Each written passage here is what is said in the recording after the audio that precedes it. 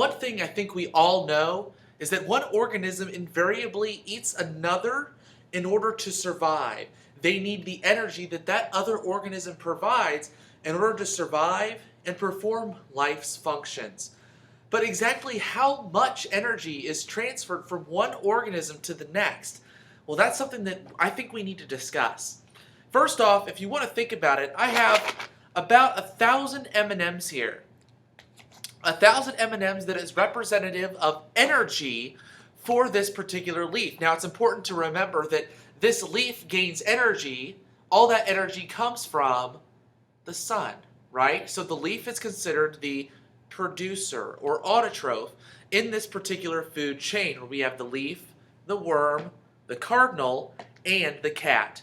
So, about 14.5% of the energy from the leaf actually gets transferred to the worm. The rest is lost as heat or from normal bodily functions of the leaf and the plant that it's attached to. 14.5% or 145 M&Ms. Now, I could sit here and count each one out individually, but that would be an enormous waste of time. So, much like a cooking show, I've made a bag already so that we don't have to sit there and count them all out.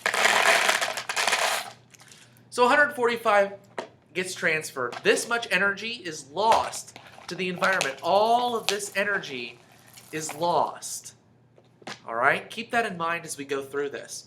So the worm here has 145 M&Ms. And again, about 10%, or to be exact, I think 12% gets transferred from the worm to the cardinal. So 12% ends up being about, I'll say about 14 or 15 M&Ms. So we have this much remaining, and this much is lost to the environment.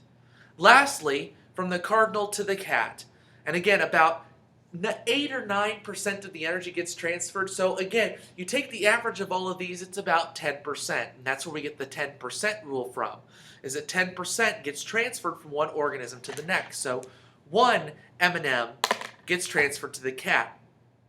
So a couple of things that you may notice here. First off, much of the energy is actually wasted. A lot of the energy does not get transferred. Rather, it gets lost to the environment as heat or lost performing an organism's normal functions.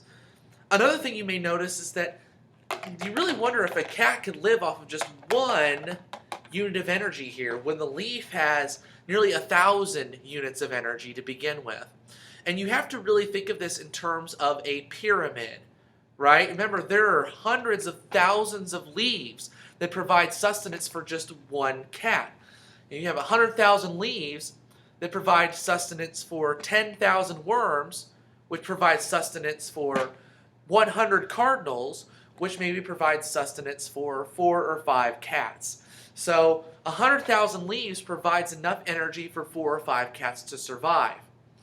Another thing that you may notice is that this food chain is only 4 organisms long. Now, if you think about it, the energy loss would be so great once you continue on beyond the cat that it really isn't very efficient for any food chains to be longer than 4 or 5 organisms long. And you also have to keep in mind that this is a food chain. More ecosystems are realistically food webs where different organisms eat different things throughout the food web. So while this may be a top-level consumer in one food chain, it may not necessarily be a top-level consumer in another. So just some things to think about when we think about energy transfer. Remember, we've got 10% of energy transfer on average.